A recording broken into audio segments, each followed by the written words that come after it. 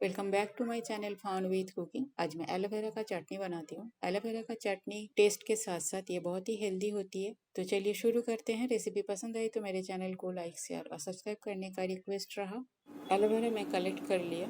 इसका नीचे वाला पोर्शन को मैं काट लेती हूँ क्योंकि इसके अंदर एक टाइप का येलो कलर का जूस निकलते हैं जो हमारे हेल्थ के लिए अच्छी नहीं होती है। इसलिए इसको इस तरह से काट के मैं स्ट्रेट वे में खड़ा करके रख देती हूँ और मिनिमम 24 आवर्स में इसे खड़ा करके रख दूँगी। उसके बाद ही इसको यूज़ करूँगी जिससे इसका जितना जूस है वो निकल जाए। तो आज इस तरह से बाकी एलोवेरा को मैं कर लेती हूँ, काली चटनी बनाना शुरू करूँगी।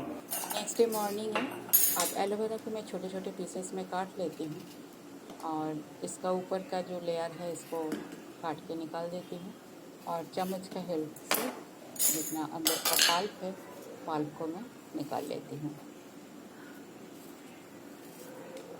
बहुत स्लिपरी होती है, स्लिप करके ये निकल जाते हैं तो थोड़ा सा हैंडल करना मुश्किल होती है इसको।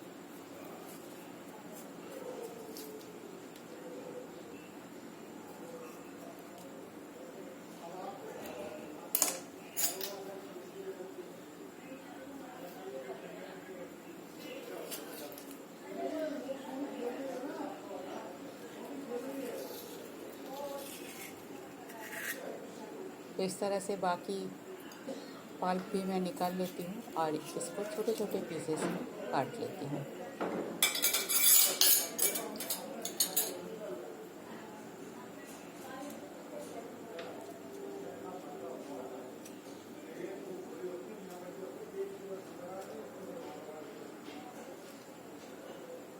इस ग्लास में मैं एलोवेरा को खड़ा करके रखा था। नीचे देखिए कितनी जूसेस निकल रखा है। तो ये हमारी हेल्थ के लिए बिल्कुल अच्छा नहीं होती है। तो कभी भी एलोवेरा यूज़ कीजिए, भले वो स्किन के लिए हो या खाने के लिए हो। येलो जूस को एक्सट्रैक्ट करके निकाल देना है। बाकी पल्प भी मैंने काट के रेडी कर लिया। अब एक पैन में 3/4 कप के आसपास में पानी डाल देती हूँ। पानी आप जितना एलोवेरा एक साथ बना रहे हो उसके हिसाब से डालना।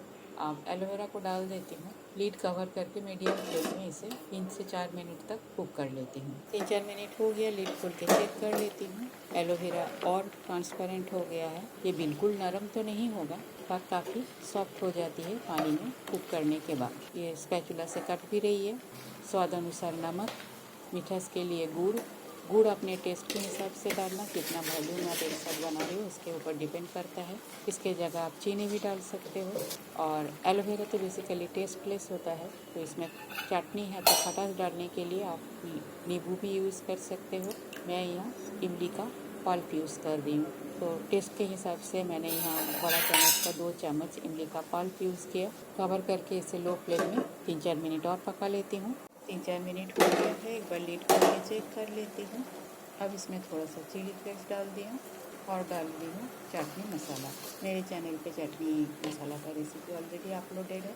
एक बार मिक्स कर लेती हूँ और लीड लगा के 1-2 मिनट के लिए और इसे पका लेती हूँ। चटनी अब काफ़ी गाढ़ा हो चुका है। हैंड मैशर से एलोवेरा का जो पीसेस है उसे थोड़ा सा मैश कर देती हूँ जिससे चटनी और ठीक बनेगी। गैस में बंद कर दूँ। तो बस ये हो गया है। ठंडा होने के बाद बोल पे निकाल लेती हूँ।